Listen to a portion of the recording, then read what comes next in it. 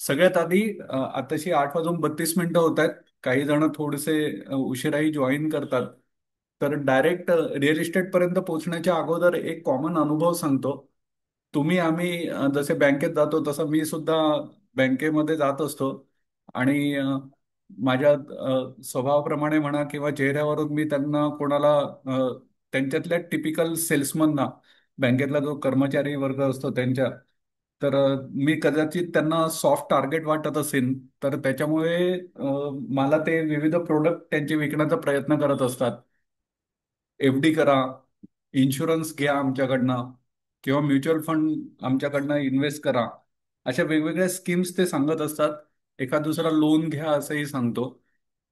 तर असंच एकाने मला बोलवलं आणि त्यांनी सांगितलं की एक स्कीम आली आहे नवीन, म्युच्युअल फंडची स्कीम आहे. खूप छान त्याच्यामधनं रिटर्न्स परतावा मिळू शकतो. आणि तुम्ही जर याच्यामध्ये गुंतवणूक केलीत SIP पद्धतीने किंवा लमसम पद्धतीने, त्यांच्याकडे टिपिकल या स्टाफचं माझं ऑब्झर्वेशन असं आहे की यांना हे सेल्स प्रोडक्ट विकण्यासाठी जी कंपनी असते, अ, किंवा जे ॲसेट मॅनेजमेंट कंपनी असते ज्यांचे म्युच्युअल फंड असतात, किंवा बँकेची सेल्सची टीम, ही स्पेशल ट्रेनिंग आयोजित करत असते. आणि बऱ्याच स्टाफचं, म्हणजे जवळपास मी म्हणू शकेन की 80-90 स्टाफचं असं एक अप्रोच असतो, जेवढं शिकवलं गेलेलं आहे तेवढं ते जास्तीत जास्त ओतण्याचा प्रयत्न करतात. त्याच्यातले त्यांचं स्वतःचं इनपुट, आडवे तिडवे प्रश्न विचारले की ते उघडे पडतात. हा प्रयोग आपणही करून बघू शकता, कारण आपण ग्रुपवरती एवढं छान डिस्कशन करत असतो. त्याच्यामुळे प्रत्येकजण बऱ्यापैकी तयार आहे डोकं लावण्यासाठी, असं मी डायरेक्टली म्हणू शकतो. तर असंच एकाने त्यांचे ते प्रोडक्ट दाखवले आणि त्याच्यानंतर त्याच्याकडे रेडी कॅल्क्युलेटर्स असतात. त्या रेडी कॅल्क्युलेटर्समध्ये एक इंटरेस्ट रेट फक्त भरायचा असतो, टाइम ड्युरेशन भरायची असते. कॉम्पाऊंड इंटरेस्टने ते किती आपल्याला परतावा मिळू शकतो हे इमिजिएट ते कॅल्क्युलेट करून आपल्याला सांगतात. टिपिकली 12% अगदी कोणी असं सांगत नाही. जनरली रोजी पिक्चर त्यांना दाखवायचं असतं, तर त्याच्यामुळे ते सांगताना कधी 18%चं कॅल्क्युलेटर लावतात आणि साधारण एक 15 वर्षाचं रिटर्न आपल्या समोर सादर करतात. आणि तुम्ही एवढे लमसम गुंतवले किंवा एवढी तुम्ही SIP चालू केली तर तुम्हाला एवढा परतावा मिळू शकेल वगैरे. तर ते काही करोडपर्यंत आपण जाऊन पोचतो, अगदी नॉमिनल रकमेने सुरुवात करून. आणि कदाचित याच सेल्समन मधनं, या सेल्सगिरीमधनं त्यांना त्यांचे इन्व्हेस्टर्स मिळत असतील, काही जेन्युइन, काही असे पटवलेले.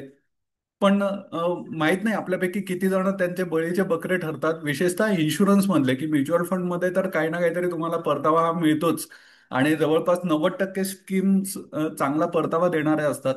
पण 10% स्कीम्स मध्ये कधी कधी SIPच्या असू दे किंवा म्युच्युअल फंडच्या कुठल्याही, त्याच्यामध्ये पण बराच स्टॅग्नंट पिरियड असतो. 3 ते 5 वर्ष तुम्हाला कधी कधी रिटर्न बघायला मिळत नाहीत, किंवा मार्केट परफॉर्म करत असतं पण ती स्कीम अंडर परफॉर्म करते. अशा वेळेला त्यांना काही प्रश्न विचारले की ते अभ्यास नसल्यामुळे उलट उत्तरं देतात. आणि मग जो इन्व्हेस्टर फ्रस्ट्रेट होतो आणि मग कुठला तरी पर्याय तो शोधायला सुरुवात करतो. कधी कधी त्या स्कीम्सही बंद करतो. विषय असा होता की त्यांनी मला ती स्कीम पटवून सांगितली. मी ठीक आहे बघूया, विचार करून सांगतो, अशी गुळमुळीत उत्तरं देऊन तिकडनं उठलो. आणि मी एवढं छान भक्तिभावाने त्यांच्याकडचं ऐकून घेतलं म्हटल्यानंतर मला अजून एक लोन विषयीचं विचारणा करणारा त्यांचा सेल्समन आला. त्याने मला विचारलं, गाडीसाठी एक स्पेशल स्कीम त्यांनी सुरू केली आहे, गिफ्ट पण मिळणार आहे आता. दिवाळीचे दसऱ्याचे दिवस आहेत तर त्यांच्याकडे आकर्षक स्कीम्स चालू आहेत. तर त्याच्यामध्ये लोन मी घ्यावं आणि एखादी गाडी वगैरे घ्यावी असं त्यांची इच्छा दिसली मला. मी त्याला मग ठीक आहे, टाइमपास करायचा होता, छान AC मधलं वातावरण असतं, वेळही होता माझ्याकडे. तर त्यांना मग मी म्हटलं आता ठीक आहे, जरा थोडं बघूया याला काय उत्तरं देतो ते. त्यांना सांगितलं की गाडीची किंमत ठीक आहे, मी आज एखादी समजा 1,00,000 गाडी घेतली टू व्हीलर, तर त्याची एक साधारण 5 वर्षांनी व्हॅल्यू किती असेल. तर त्यांनी सांगितलं, साहेब एक 5 एक वर्षामध्ये गाडी 1,00,000ची जर घेतलेली असेल तर ती 20 ते 30 हजारापर्यंत खाली उतरते, तुमच्या वापरण्यावरती असतं. ती अजून पण जर तुम्ही रफ वापरलेली असेल तर ती 5-10 हजारामध्ये पण विकली जाऊ शकते. तर थोडंसं कठीण आहे गाडीचं असं एक्झॅक्ट व्हॅल्युएशन सांगणं. म्हटलं ठीक आहे, म्हणजे हे डिप्रिसिएटिंग ऍसेट आहे आणि माझ्या 1,00,000 रुपयाचं मी कर्ज घेतलं की त्याची व्हॅल्युएशन खाली खाली होत जाणार आहे. आणि तरी सुद्धा तुम्ही मला लोन देताय याच्यावरती. तर समजा मी लोन तुमचं भरलंच नाही, तर अशा वेळेला काय होतं? मग ते सांगितलं त्यांनी की नाही, आम्ही ती गाडी मग तुमची घेऊन जातो आणि उरलेले जे काही असतात ते तुमच्या सिबिल वरती त्याचा इफेक्ट होतो किंवा काय, असं बरंच काय काही त्यांनी सांगितलं. मग मी त्याला उलटा अजून एक प्रश्न विचारला. म्हटलं, तो तुझा म्युच्युअल फंडवाला मित्र आहे ना, त्याला इकडे बोलव. मग त्यांनी त्याला बोलवलं. त्या दोघांना मग मी विचारलं की हे बघा, हा आता मला असं सांगतोय की मी लाख रुपये जर गुंतवले आणि तुमच्याकडनं हे लोनचं इन्स्ट्रुमेंट घेतलं, तर मला त्याच्यावरती ते एक असं एसेट देत आहेत की ज्याची व्हॅल्यू 1 लाख रुपयाची मी भरल्यानंतर ती काही वर्षांनी 10,000 रुपयापर्यंत खाली येणार आहे. आणि त्याच्यावरती मला काही व्याजदर भरायला सांगतायत ईएमआयच्या रूपामध्ये. आणि तो ईएमआय दर महिन्याला मी पे नाही केला तर ती ऍसेट माझ्याकडनं ते घेऊन जाणार. पण ते ज्या वर्षी घेऊन जातील, समजा 2 किंवा 3 वर्षांनी घेऊन गेले, तर त्याची व्हॅल्युएशन डेफिनेटली खाली आलेली असणार आहे. म्हणजे लाख रुपयाचे त्यांना लाख रुपये सुद्धा मिळणार नाही. ईएमआय तर मी डिफॉल्ट केलेलाच असेल, मग त्याच्यावरनं काही अजून कॉम्प्रोमाइजेस बँकेला सुद्धा करायला लागू शकतात. तर तू मला असं, म्हणजे म्युच्युअल फंड वाल्याला विचारलं, तू मला असं प्रोडक्ट विकत होतास की ज्याच्यामध्ये 1 लाख रुपयाची व्हॅल्युएशन मी जर ठेवली तर ती 2, 5, 10 वर्षानंतर चांगल्या पद्धतीने वाढणार होती. तू ते कॅल्क्युलेटर मला रेडी दाखवलेस. मी तुम्हाला उलटा प्रश्न विचारतो, मी पैसे घेताना एका डेप्रिसिएटिंग ऍसेटमध्ये पैसे गुंतवू, का एखाद्या वाढणाऱ्या, तुमचाच बँकेचा स्टाफ मला सांगतो की हे इथे जर पैसे इन्व्हेस्ट केले तर ते वाढणार आहेत, तर अशा वाढणाऱ्या प्रोडक्टमध्ये मी इन्व्हेस्ट करू, की ज्याच्यामध्ये समजा मी ती एसआयपी स्टॉप पण केली तुमची, किंवा जर तुम्ही मला कर्ज दिलेलं असेल 1 लाख रुपयाचं, की मी जसं तो तुम्हाला पटवून दिलं त्याच्याप्रमाणे, की पर्सनल लोन समजा तुम्ही मला दिलं आणि व्हेकल लोन समजा मी घेतलं नाही तुमच्याकडनं, तर हे ऍसेट तुम्ही विकताना असा कसा विचार करू शकता की डेप्रिसिएटिंग ऍसेटवरती तुम्ही हसत मला कर्ज देता आणि म्युच्युअल फंड घेण्यासाठी म्हणून मला कर्ज द्या, असं जर मी तुम्हाला सांगितलं, तर ते प्रोडक्ट तुमच्याकडे तुम्ही विकत नाही, ते पर्सनल लोन खाली तुम्ही टाकता आणि त्याच्यावरती वाटेल तसे 18% 24% वगैरे व्याजदर लावता. तर हा मग एखाद्या कस्टमरवरती अन्याय होत नाही का वगैरे, असं जरा त्यांना थोडंसं अजून मी शाळा घेतली थोडक्यात त्यांची, आणि त्यांना थोडंसं कन्फ्यूज करून मग मी तिकडनं बाहेर पडलो. माहिती नाही आता त्यांनी पुढे काय त्याचं निष्कर्ष त्याचा काय काढला असेल, किंवा पुढच्या वेळेला ते मला कशी ट्रीटमेंट देतील ते माहिती नाही मला. पण आपला विषय आजचा मीटिंगचा हाच होता की जे प्रोडक्ट आपण आज डिस्कस करायला घेतलेलं आहे, तर याची व्हॅल्युएशन कधी पण वाढणारी आहे असं आजपर्यंत बघितलेलं आहे आपण. त्याला पिरियड त्याचा लांबणीवरती जाऊ शकतो, आणि जे मी उदाहरण दिलं की डेप्रिसिएटिंग ऍसेट एक व्हेकल असू शकतं, तेवढ्या डेप्रिसिएशनचं जे काही त्याचं पर्सेंटेज असतं, तेवढ्या पर्सेंटेजनी रिअल इस्टेटची व्हॅल्यू कधी घसरलेली आपण बघितलेली नाहीये. वेगवेगळ्या पॅरामीटर्स लोन आपल्याला मिळवण्यासाठी असतात बँकांचे किंवा लोन देणाऱ्या संस्थांचे. ते पॅरामीटर जर व्यवस्थित आपण फॉलो केले, तर नक्कीच आपल्याला रिअल इस्टेट, विशेषतः फ्लॅट खरेदी करण्यासाठी डेफिनेटली मिळू शकतं. आणि त्याचा व्याजदर सुद्धा आजच्या घडीला जे सेव्हिंग बँकेमध्ये आपण पैसे ठेवतो त्या, किंवा एफडी मध्ये आपण जे पैसे ठेवतो त्याच्या पॅरलल तो झालेला आहे. म्हणजे एखाद्याकडे 1 लाख करोड रुपये असले आणि त्यांनी बँकेमध्ये पैसे ठेवले आणि त्याच्यावरती समजा त्यांनी सेव्हिंग बँकेचं म्हणा किंवा एफडीचं त्यांनी व्याज घेत असला, तर 7 ते 8% दरम्यानच त्याला व्याज मिळू शकतं. आणि तेवढेच पैसे जर एखाद्यानी कर्ज घेतलं आणि ते फ्लॅटमध्ये वगैरे त्यांनी त्याची गुंतवणूक केली, तर त्याला पण तो जो ईएमआय येतो, तर जणू काही आपण आरडी सुरू केलेली आहे 1 करोड रुपयाची, 80 लाख रुपयांची, जी काही व्हॅल्युएशन असेल त्या प्रॉपर्टीचं, तशी त्याला ट्रीटमेंट त्याची मिळू शकते. तो आरडीचे हप्ते भरत जातो आणि ते आरडीचे हप्ते भरल्यानंतर समजा 5 वर्षाची, 10 वर्षाची आरडी असेल, त्याची मॅच्युरिटी डेट आल्यानंतर जो काही परतावा मिळतो, तर तो परतावा त्याला रिअल एस्टेटच्या स्वरूपामध्ये, तो एक अँगल ठेवून जर आपण या प्रोडक्टकडे बघितलं आणि रिअल इस्टेटचं कर्ज घेतलं, त्याची ईएमआय व्यवस्थित भरत गेलो, तर हाच आज सकाळपासूनचा मुद्दा होता आपल्या ग्रुपवरती चर्चा झालेला, किंवा काही जणांनी याच्या आधी सुद्धा अनेकदा डिस्कस केलेला, की ज्यावेळेला आपण आपल्याकडे फंड्स नसतात किंवा फंडचं शॉर्टेज असतं, दुसऱ्या प्रोडक्टची कुठलीही माहिती नसते, आणि एखाद्याला आपण असं म्हणूया की कर्मधर्म संयोगाने त्याला दुसऱ्या कुठल्याही प्रोडक्टमध्ये यश न मिळता त्याला रिअल इस्टेटमध्येच चांगलं यश मिळणार असतं. अ, त्याच्या नशिबानुसार, ज्योतिषशास्त्राच्या थोड्याशा आधाराने. तर हे सगळे फॅक्टर जर कन्सिडर केले आणि त्यांनी जर एखादी फ्लॅट खरेदी केला आणि त्या फ्लॅटचे आजच्या नियमानुसार समजा तुम्हाला 1 करोड रुपयाचं कर्ज घ्यायचं असेल तर 90 लाख रुपये तुम्हाला बँक देते, जे आपण त्याला मार्जिन मनी म्हणतो. आज आपण शेअर मार्केटमध्ये आपल्याला आज सगळे ट्रेड्स माहिती असतात.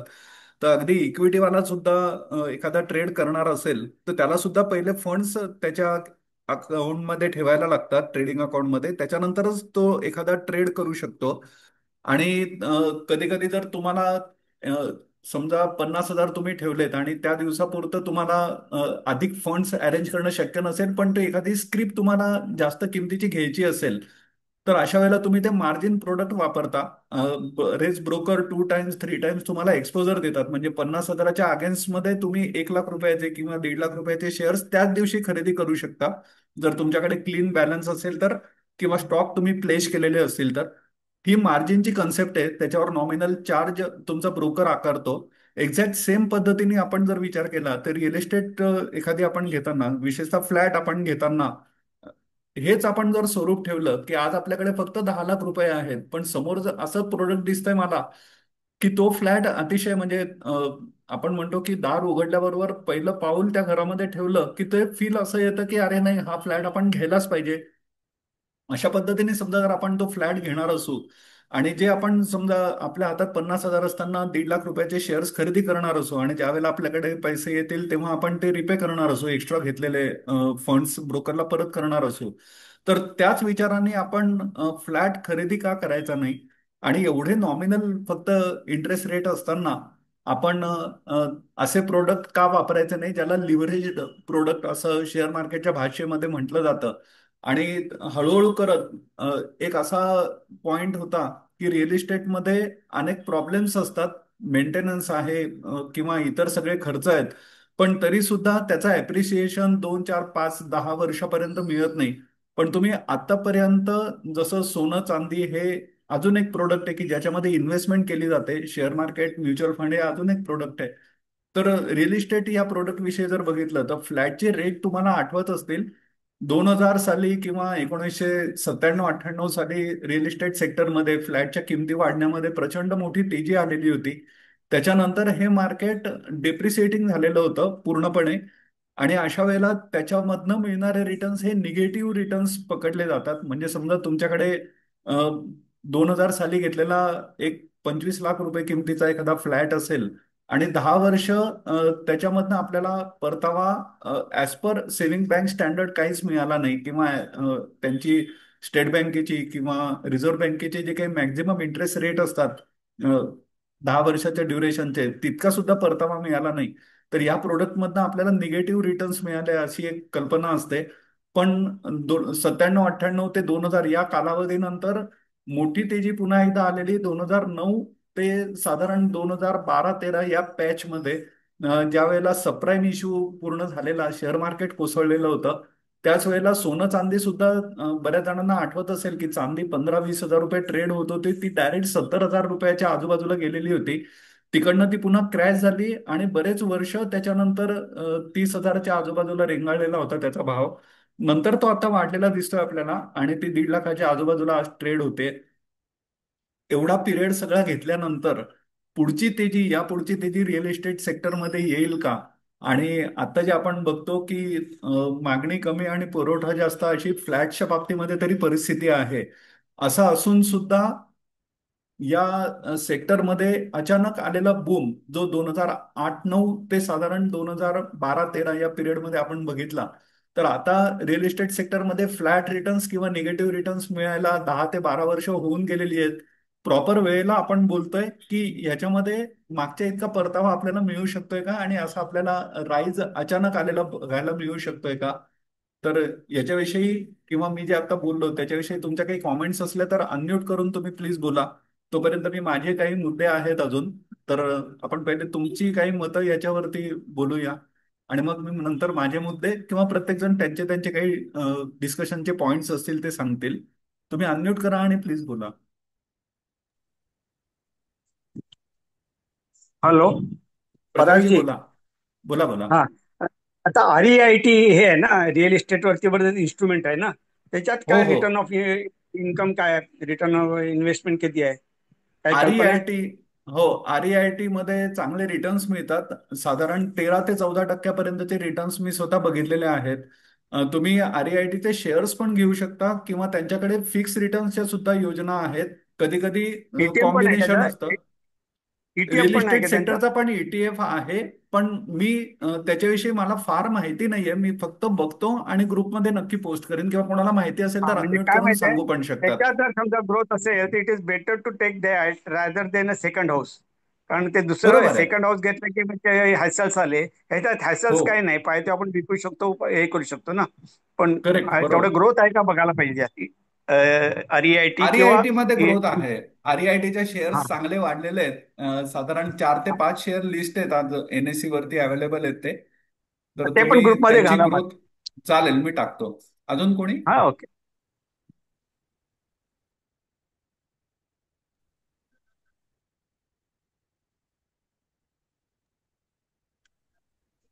परागजी, मला एक 2 मिनिटं बोला ना बोलायचं सचिन. होतं. हो, बोला बोला. दोन विषय होते. तुम्ही जो कालावधी सांगितला ना, तर त्याच दरम्यान माझं पण इंजिनिअरिंग झालं होतं. ओके. त्यावेळेला आयटीचा बूम होता. म्हणजे हा. माझ्या वर्गातले 30 मुलं सॉफ्टवेअर करताच गेले होते आणि ओके. मी सोडून आणि माझे ज्यांना आयटी मध्ये इंटरेस्ट नव्हता, आम्ही शॉप फ्लोअर साठी गेलो बी झाल्यावरती. हा तर हा. त्यावेळेला कसं होतं की त्यांची जे पेमेंटच्या ज्या बूम्स होत्या त्या एकदम हाईक बरोबर. होत्या. हाईक होत्या म्हणून ते इन्व्हेस्टमेंट कुठे करायचं म्हणून घर घ्यायचं.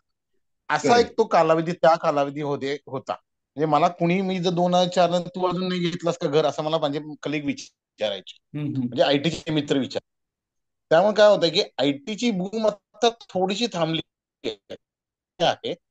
तो बरोबर. थोडासा बूम यायला वेळ लागेल असं आहे. आणि दुसरी गोष्ट काय आहे, ज्यांच्याकडं पहिलं घर असतं म्हणजे सेकंड हाऊस घ्यायला बऱ्याच वेळा ते अभ्यास करतात आणि जे विचारतात ते फिनान्शियल एक्सपर्टला विचारतात.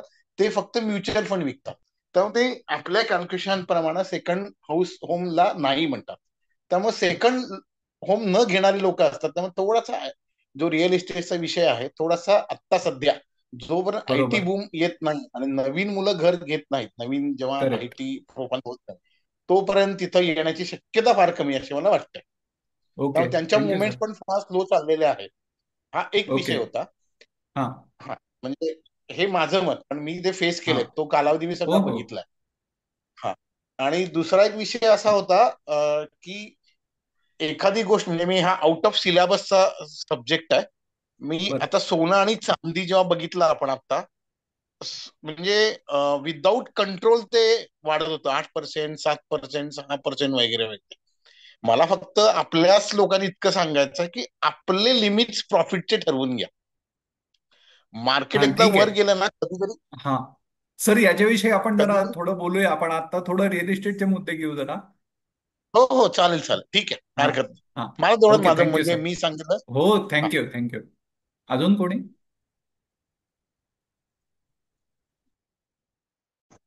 हॅलो. हॅलो. संजयजी बोला ना. हो हो. हा, तुम्ही ते रिअल इस्टेट बद्दल जे म्हणताय, तर त्याच्यामध्ये आता तुम्ही ते म्हणजे SIP सारखं वगैरे असं काहीतरी सकाळपासून मुद्दे चाललेत. हो आणि हो. रत्नदीप सरांनी त्याच्यामध्ये भरपूर यश मिळवलेलं आहे, वगैरे वगैरे वगैरे, करेक्ट. असं भरपूर काय करेक्ट. काय चाललंय ते. हो हो. तर माझा असा एक प्रश्न होता की हे सगळं जे तेव्हा तुम्ही म्हणता ना, SIP म्हणजे आता 1 कोटीचं घर घ्यायचं, माझ्याकडे 10 लाख आहेत, 90 लाख राईट. रुपये बँक लोन देते. बरोबर अगदी आहे ना? बरोबर. ते 90 लाख हो हो. फेडायचे कसे मी? माझ्याकडे तेवढी कपॅसिटी असली पाहिजे की नाही? का बरोबर हे आहे. कोणी हा, कोणी येतो आणि म्हणतो हे घे बँक म्हणते हे घे 90 लाख रुपये, तुझे 10 लाख रुपये आहेत, घे घर. अरे फेडणार कसं? त्याला हा. काही सोर्स ऑफ इन्कम असतो की नाही? हे या. हे माझे प्रश्न हा. आहेत. अच्छा. म्हणजे मला काय म्हणायचंय, रत्नदीप तुमचं. सरांनी हे हा. मिळवलं ना, तर त्यांना हा. ते जर ह्या मीटिंग मध्ये आहेत की नाही माहित नाही मला. हा. पण त्यांना मला विचारायचं आहे की हे सगळं करत असताना सोर्स ऑफ इन्कम काय होता?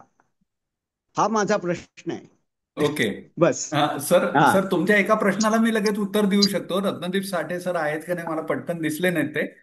पण हम्म. एखाद्याला जर समजा 1 करोडची प्रॉपर्टी जमत नसेल, पण तो 30 लाख रुपये किंवा 35 लाख रुपयाची प्रॉपर्टी अफोर्ड करू शकत असेल, तर त्याला आहेत ना हम्म. Option available. एक वेल्थ जनरेशनचा हा जो मार्ग आहे ना, तर हा 20ल्या किंवा 25ल्या त्यांनी आजचं उदाहरण दिलेलं नाही आहे. आज ते इनकॅश करतायत त्यांनी जे याच्या अगोदर पेरून ठेवलेले आहे ते. तर आज जर कोणाला ते बरोबर आहे. पेरायचं असेल तर एखाद्या 55 किंवा 60 वर्षाच्या माणसाला हा प्रयोग करा असं सुचवणं हे चुकीचं आहे. पण ज्याचं वय आज नाही नाही, 20 हा प्रयोग च्या तो करूच आजूबाजूला शकत आहे, नाही. मी हा माझं तो हा प्रयोग माझं करूच म्हणणं शकत असं नाही. आहे, करेक्ट. 60 वर्षाचा माणूस हे नाही करू शकत. नाही करू शकत आहे. 60 वर्षाचा पण ज्या माणसांचं नाही वय करू शकत. बरोबर, पण ज्या व्यक्तीचं हा. वय साधारण 25 किंवा 30च्या घरामध्ये आहे आणि हो, बरोबर आहे. तो जर अफोर्ड करू शकत नसला समजा 1 करोडचं, तर त्यांनी 30 लाख 25 लाख वाले पण ऑप्शन आज बाजारामध्ये अवेलेबल आहेत. त्यांनी त्याची सुरुवात करावी आणि नंतर त्यांनी कॅल्क्युलेशन एकदा तो करेल ना त्याच्या या पूर्ण प्रवासामध्ये, त्यावेळेला त्याला असं हम्म, नक्की सापडेल की या लिव्हरेज प्रोडक्टचा आज खूप फायदा झालेला आहे. हे त्याला 20 ते 25 वर्षांनी उमगेल, हे मी तुम्हाला नक्की सांगू शकतो. हा प्रोडक्ट आहे, हा प्रोडक्ट आपण 55-60च्या आजूबाजूच्या लोकांना सांगू शकत नाही. त्यांच्यासाठी लोन हम्म, अगेन्स्ट प्रॉपर्टी हा खूप चांगला विषय आहे. LAP आज बरेच जण देत आहेत. किंवा दुसरा अजून एक पर्याय त्याच्यावरती आहे की तुम्ही लिमिट घेऊ शकता. म्हणजे आज तुम्ही मी आपण बरेच जण याच्यामधले शेअर मार्केटमध्ये ऍक्टिव्ह ट्रेडर्स किंवा इन्व्हेस्टर्स आहोत. तर एक वेल्थ हम्म, समजा आपण क्रिएट केलेली असेल रिअल इस्टेटमधनं 2-3 फ्लॅट किंवा गावाकडे जागा वगैरे असं घेऊन, तर तेच आपण त्यांच्यावरती लोन अगेन्स्ट प्रॉपर्टी जर घेतले किंवा हो त्याच्यावरती ना. आपण CC लिमिट जर घेऊ शकलो, कॅश क्रेडिट लिमिट, तर ज्या हम्म, ज्या वेळेला असे पॅनिक सिच्युएशन असतात, जशी मार्चमध्ये आलेली होती, विशेषतः 22,000च्या जवळपास निफ्टी आलेला होता. अशा वेळेला आपल्याला ह्या फ्लॅटवरती जर आपण CC घेतलेली असेल तर ती तेवढ्यापुरती जर आपण वापरली ती लिमिट, आज तुम्ही व्यवसायामधले आहात तर CC कशी वापरायची हे मी तुम्हाला सांगायला नको. पण CC प्रोडक्ट असं बरोबर. असतं की ते समजा 30 लाखाची व्हॅल्युएशन असेल तर तुम्हाला 15 लाख रुपये ऍट विल वापरायला मिळतात. मॅक्झिमम लिमिट ती असते. त्याच्या आत समजा तुम्ही 7 लाख रुपये आज काढले आणि उद्या भरले तर वापरलेल्या दिवसांसाठीच फक्त व्याज लागतं. तर अशा वेळेला जर समजा एखाद्याने लोन अगेन्स्ट प्रॉपर्टी घेतलं असतं त्याच्या एक्स्ट्राच्या फ्लॅटवरती किंवा अगदी डेअरिंग करून राहत्या घरावरती सुद्धा, तर त्याला हम्म, या CC लिमिटवरती जे काही व्याज भरायला लागलं असतं किंवा लोन अगेन्स्ट प्रॉपर्टी त्यांनी घेतली असती तर त्याच्यावरती जे व्याज भरायला लागलं असतं त्याच्यापेक्षा अनेक पटींनी रिटर्न्स त्याला शेअर मार्केटनी या 7 ते 8 महिन्याच्या कालावधीमध्ये दिलेले आहेत. बघूया, आपण अजून 2-3 जणांना बहुतेक बोलायचंय, त्यांनी अनम्यूट केलेले होते, पण हा मुद्दा मी लक्षात ठेवेन आणि आपण डिस्कस करूया वेळ मिळेल त्याप्रमाणे. श्रीपाद सर, बहुतेक तुम्ही काहीतरी बोलणार होतात, बोला ना. हा, नाही मला असं म्हणायचंय की आता ते आज सकाळी मी रत्नदीप साठेंचं बघितलं, ठीक आहे. पण माझा स्वतःचा अनुभव असा आहे, मी हे सगळं केल्यानंतर सांगतो की माझे एवढे 10 वगैरे नाहीये, पण 3-4 फ्लॅट आहेत. पण अंडर सरकम, आणि ते असे मोठे नाहीयेत. 1 रूम किचन पासून 2 BHK पर्यंत इथपर्यंतच आहे, आणि ते 4 असतील. पण याच्यात काय होतं, मी हे केल्यानंतर सांगतो की आता गिव्हन अ चॉईस मला जर कोणी सांगितलं तर मी काय करू, तर मी म्हणेल better go for a paper investment. तुम्ही सेकंड होम एखाद्या कुठतरी, आता मी जसं कोकणात हिरवीला छोटं बांधलंय तिथपर्यंत ठेवा. कारण ह्याला बाकीचे जे अँगल असतात ना, म्हणजे तुम्ही टेनंट ठेवायचा का नाही ठेवला तर त्याचे काय अजून प्रॉब्लेम येतात वगैरे वगैरे. एक दुसरी गोष्ट, पेपर इन्व्हेस्टमेंटमध्ये 100% लिक्विडिटी असते जनरली. जी फ्लॅटमध्ये तुमच्या 100% लिक्विड, मला जर आज रात्रीत पैसे लागले मी सोनं देऊन कोणाकडनं तरी घेऊ शकतो. जे फ्लॅटमध्ये होऊ शकत नाही. तुम्हाला म्हणजे पटकीने जर पैसे पाहिजे असतील उद्या, तर ते फ्लॅटच्या केसमध्ये होऊ शकत नाही. तुमच्या बाकीच्या शेअरच्या केसमध्ये होऊ शकतं, बाकीच्या केस.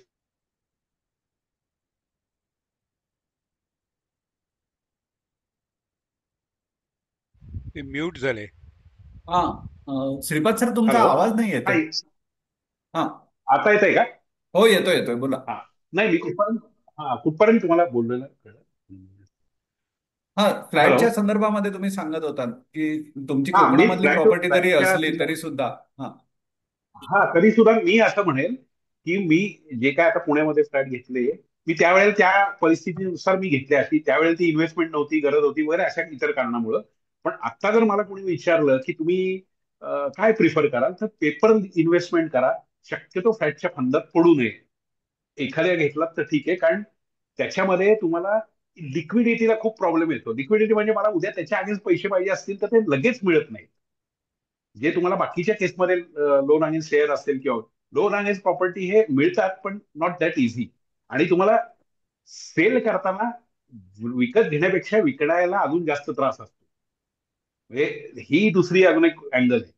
त्यामुळं मी अजूनही म्हणेल माझे जरी फ्लॅट असतील 3-4 तरी, की कुठल्याही केसमध्ये तुम्ही पेपर इन्व्हेस्टमेंट करा. अशी फ्लॅट घ्यायच्या म्हणजे उद्या मी मुलालाही सांगताना असंच सांगितलंय की तू ह्या फंदात पडू नको. आपण काही जे चुका केलेल्या असतात तर मी आहे ते सुद्धा मी कमी करायचं बघतोय. बरोबर. माझं म्हणणं आहे की तुम्ही पेपर इन्व्हेस्टमेंट करा. हा, कारण नक्की त्याच्यामध्ये हे नक्की. बाकीचे अँगल असतात ना, की तुम्ही बरोबर. जिथं फ्लॅट घेतलेला असता, मग तुम्ही काय सगळ्या ठिकाणी एकटे राहू शकत नाही. आज इथं राहायला, शनिवारात नंतर राहायला असं. म्हणजे तो करेक्ट तुम्ही कोणाला करेक्ट. तरी भाड्याने देता. मग ते बरोबर. भाड्याने दिल्यावर तुमचा भाडेकरू 2 वर्षांनी म्हणतो की मी आता सोडणार आहे, किंवा मग ते रिन्युअल आहे, किंवा त्या सोसायटीतल्या कोणाच तरी त्याचं जमत नाही, मग ते सगळे लफडे आपल्या अंगावर येतात शेवटी. हो हो बरोबर. आणि ठीक मग ठीक, हा अँगल आपण घेऊ हे जे विचारात. अँगल आहे, अजून बघूया कोणाचे काही मुद्दे येत आहेत का, अजून हा म्हणजे बघू. समीर. हा, समीर सर तुम्ही बोला ना. हा सर, दोन गोष्टी ज्या तुम्ही अतिशय मी पण बोलले. तर रिपेमेंट, लोन घेऊन ते रिपेमेंट कसं करायचं ह्याच्या संदर्भात जर समजा रत्नदीप सरांनी काही त्याच्यावर प्रकाश टाकला. कारण माझं माझं मी एक्झाम्पल सांगू शकतो. मी स्वतः 2 फ्लॅट घेतलेत. दोन फ्लॅटमध्ये दोन्ही नील झालेत. पण मी काय केलं, जे बिकॉज कोविड नंतर जी रॅली आली त्याच्यामध्ये जे माझे म्युच्युअल फंडचे इन्व्हेस्टमेंट्स होते, त्याच्यामुळे जो त्याच्यात परतावा दिसला मला की हा बाबा एवढे वाढले. तर माझं असं झालं की अरे, कोविडमुळे आपलं झालं होतं ना की अरे आता नोकरी आहे की नाही, किंवा कामधंदा चालेल की नाही, एक काय म्हणतात ते शंका आली ती मनामध्ये लोकांच्या सगळ्यांच्याच. तर त्यानुसार मग म्हटलं की अरे आपल्या डोक्यावर ते छप्पर तर आहे, पण लोनचं त्याच्यावर तलवार लटकती पण आहे. बरोबर. तर ती हा एक कशी मुद्दा आहे तुमचा, बरोबर आहे. तर अशा वेळेला त्यासाठी म्हणजे आपण, नाही नाही बरोबर आहे. अशा वेळेला एक दोन पर्याय मी सांगू शकतो. एक तर इन्शुरन्स पॅरलल असणं खूप आवश्यक असतं. तो खूप जण अवॉइड करतात. लोन घेताना सुद्धा बँक म्हणजे कर्ज देणारी इन्स्टिट्यूट तुम्हाला सांगत असते की तुमच्या व्हॅल्युएशन म्हणजे कर्जाची जी रक्कम आहे ते इन्शुअर होईल एवढा तरी तुम्ही ऍडिशनल इन्शुरन्स घ्यायला पाहिजे. त्यांचा आग्रह असतो त्यांच्याचकडनं घ्यायला पाहिजे असं. पण तुमचा जो इन्शुरन्स एजंट असेल तुम्ही त्यांच्याकडनं पण तो घेऊ शकता. आणि जर काही समजा दुर्घटना घडली तर ती प्रॉपर्टी तुमची लोन फ्री होऊ शकते, कारण इन्शुरन्सचे पैसे येतात. हा एक त्याच्यातला मुद्दा आहे. आणि दुसरा मुद्दा मी तुम्हाला सुचवीन, कारण आपण स्टॉक मार्केटशी रिलेटेड आहोत. अ, जर समजा एखाद्याने कपॅसिटी म्हणजे सगळ्यात पहिला मुद्दा तो एज ग्रुपचा तर आहेच, पण तुम्ही समजा आज 30 किंवा 35च्या जवळपास असाल आणि एक सेकंड होम म्हणून तुम्ही कुठेतरी काहीतरी घेणार असाल, तर ऍप्रिसिएशन साठी पॅरलल तुम्ही कधी कधी रिअल इस्टेटच्या ईएमआय बरोबर कपॅसिटी असेल तुमची तर एसआयपी सुद्धा चालू करू शकता थोड्या अग्रेसिव्ह टाईपच्या, किंवा त्याच्या निम्म्या किंवा 10% 20% असं तुम्ही ते अलोकेट करून, की समजा एखाद्याला 30,000 रुपये हप्ता येतोय तर त्याच्या 30,000च्या जोडीने अजून स्वतःला स्ट्रेच करून 5,000 रुपयाची किंवा 10,000 रुपयाची ऍडिशनल एसआयपी जर चालू केली आणि असं गृहीत धरून चाललो की मी जणू काही 35,000चाच किंवा 40,000चाच हप्ता भरतोय, तर असं जर केलं तर ते तुम्हाला याच्यामधले रिअल इस्टेटमध्ये कदाचित थोडीशी बूमची वाट बघायला लागते. पण म्युच्युअल फंड चांगले निवडलेले असले तर तुम्हाला ते परतावा पण चांगला देऊ शकतात, जो प्रोटेक्ट करतो तुमचा जो ईएमआय येतो त्याला काही वर्षांनी अर्थात. पण ठीक आहे, आपण अजून काही मुद्दे घेऊ आणि मग तुमच्या मुद्द्यावरती बोलूया. तेच आणि एक्झॅक्टली झालं सर. बाकी. तेच एक्झॅक्टली पण घेतले हा होते म्हणून लोन लोन संपवलं मी बेसिकली. हा, आणि अच्छा, आता ग्रेट. आता की करावं म्हणून हो, म्हणून मी खूप जणांना प्रवासाचाही कंटाळा येतो की सेकंड होम तर लांब लांब घेऊन ठेवली, पण 1.5 ते 2 तासाच्या पेक्षा जास्त प्रवास नकोसा वाटतो. तर त्याच्यामुळे सेकंड होम घेताना ते अगदी जवळच्या पाचच्या आपल्या एरियामध्ये असावं असं पण बऱ्याच जणांचा प्रयत्न असतो. 2-3 जणांनी अनम्यूट केलंय. तुम्हाला काही एक मुद्दा बोलायचा असला तर तुम्ही बोलू शकता. हो हो सर, मी मी ऍड करत मी होतो. बोलू का? हो, बोला ना. एक मी एकच मुद्दा. सुहास वैद्य. हा, बोला माझं सुहास सर. घरही आहे, पण ते घर 40 वर्षापूर्वी घेतलंय ते आज 2 कोटीचं झालंय. तेव्हा 10,000 20,000 बांधलेलं आहे. पण ग्रेट. त्याला 40 वर्ष लागली. यांची हो, कुणाची तेवढे दिवस थांबायची तयारी असली तर इथं सुद्धा वाढेल. बरोबर. आणि दुसरं, मी 20 वर्षापूर्वी माझ्या नातवासाठी म्हणून एक शेअर घेतले ते, हा हा. आणि अच्छा. ते फक्त 50,000 घेतले तर त्याचे 1 कोटी झाले. अरे पण बर, क्या बात तेवढे आहे. 20 वर्ष 25 वर्ष तुम्ही थांबवू शकाल का? खरंय. आणि त्याच्याहून वेगळं दर जर करता 5 वर्षांनी एक स्मॉल डिप येते आणि 10 वर्षांनी हम्म, एक मेजर डिप येते, तर तुम्ही हम्म. धैर्य करून 5 वर्ष थांबून जेव्हा तो डिप येईल तेव्हा तुम्ही एंटर केलं, किंवा दहा बरोबर. वर्षांनी जेव्हा पॅनिक होईल तेव्हा हो, तुम्ही धैर्य करून तेव्हा एंटर केलं, तर हे बरोबर. सगळेच प्रॉब्लेम संपतील. आणि करेक्ट. माझा मेजर बेनिफिट तो कोविडच्या काळात झाला. मी सर्व डिपॉझिट्स मोडून मी एंटर केलं आणि that give me 10 times return. Great, great. Thank you. तुमचा त्यामुळं अनुभव हा तुम्ही जर शब्दांकित करून आपल्या ग्रुपवरती पोस्ट केला तर सगळ्यांपर्यंत तो चांगल्या पद्धतीने पोहोचू शकेल. आपल्याकडे आता वेळ थोडा आहे आणि बरेच मुद्दे कव्हर करायचे आहेत. म्हणजे तुमच्या वयाची अ, बरीच लोक एक ऍडिशनल इनपुट देतो आणि या मीटिंगची वेळ कदाचित संपेल, आपण पुन्हा एकदा जॉईन करू. तर हं, अ, तुमच्याच वयाचे साधारण माझे एक मित्र आहेत, त्यांची मुलं हं, आता नोकरीला लागली आणि ते out of station, out of India गेलेली आहेत. तर तो हं. वर्णन करून सांगतो ते मी तुम्हाला अगदी थोडक्यात सांगतो आणि आपण ही मीटिंग संपवू, आपण परत रिजॉईन करू सेम लिंक वापरून. पियुष देव. अच्छा. पियुष सर तुम्ही बोला, मग मी माझा जो काही माझ्या क्लायंटचा अनुभव आहे तो तुमच्याबरोबर शेअर करतो पुढच्या मीटिंगमध्ये. पण मी तुम्हाला 2 मिनिटं वेळ देतो. पियुष सर तुम्ही अनम्यूट करा आणि बोला. थँक्यू. माझे दोन मुद्दे होते. तर तुम्ही जसं सांगितलं पॉईंट की ज्याप्रमाणे सपोज माझा हप्ता 30,000 रुपये असेल आणि मी बरोबर. ऍडिशनल 5,000 रुपये ईएमआय भरायच्या ऐवजी जर म्युच्युअल फंडमध्ये एसआयपी चालू केली तर करेक्ट. त्याच्यामुळे आपले इंटरेस्ट कॉस्ट मध्ये खूप फरक पडतो. हम्म. आपले जे इंटरेस्ट आपण भरणार आहे होम लोनवर ते बऱ्यापैकी कमी होतं. आणि करेक्ट. दुसरा मुद्दा माझा असा आहे की सर आता आपण म्हणतोय रिअल इस्टेट बूम होईल, रिअल इस्टेट बूम होईल. पण हो. माझं पर्सनल मत असं आहे की मी आता सीए आहे आणि बऱ्यापैकी मी रिअल इस्टेटचेच क्लायंट हँडल करतो. तो ग्रेट. आता बर. खूप सारे बिल्डर लोक आता ह्या स्टेजमध्ये आहेत की त्यांचे डील्स कम्प्लीट होत नाहीयेत का तर हा. मंदी आली असं ते म्हणतात. म्हणजे जे हम्म, बिल्डर हम्म. आहेत ते बरोबर. असं म्हणतात की नाही माझ्याकडे फ्लॅट खूप आहेत पण लोक घेत नाहीयेत.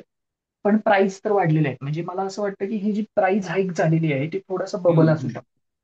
अच्छा. पण पियुष ती सर, कधीही कुठे कदाचित आपल्याला वेळ थोडासा कमी पडेल, पण मी तुम्हाला या प्राइसच्या किमतीच्या मुद्द्यावरती एक फक्त प्रश्न विचारतो. सर, हं, दरवर्षी सिमेंटचे भाव वाढणार, लेबरचे भाव वाढणार आणि स्टीलचे भाव वाढणार, त्यांना जे मटेरियल लागतं वाळू वगैरे इतर सगळं त्याचे भाव वाढणार. तर हे सगळे भाव वाढत असताना ते काही खिशातनं थोडीच भरणार आहे, ते त्यांच्या प्रॉपर्टीची किंमत वाढवणारच ना सर. त्याच्यामुळे ऍटलिस्ट करेक्ट. तेवढं तरी मिनिमम नवीन फ्लॅटसाठी तुम्हाला ऍडिशनल खर्च हा करायलाच लागणार आहे. हा रिसेलच्या हो, फ्लॅटला कदाचित हा प्रॉब्लेम असू शकतो. पण नवीन कन्स्ट्रक्शनची किंमत ही दरवर्षी वाढतच जाणार आहे काही ना काही पर्सेंटेजमध्ये, हो. ज्याप्रमाणे सिमेंट किंवा त्यांचे जे रॉ प्रोडक्ट आहेत एक फ्लॅट बनवण्यासाठी ते ज्याप्रमाणे वाढत जातील त्याप्रमाणे हे खर्चही वाढतच जाणार आहेत. शेवटचा 1 मिनिट आहे, आपण इथे ही मीटिंग पॉज करतोय मी, म्हणजे थांबवतोय. ठीक. आणि सेम लिंक वापरा आणि प्लीज रिजॉईन करा. बरेच मुद्दे अजून कव्हर करायचे आहेत आणि मीटिंग नक्कीच इंटरेस्टिंग होते. बरेच जणांना बोलायचंय, अनम्यूट केलेले ते मला दिसत आहेत, पण एक एक जण येतोय त्याच्यामुळे मी त्यांची नावं घेऊन त्यांना बोलायचं विनंती करतोय. सेम लिंक वापरा आणि रिजॉईन करा. थँक्यू.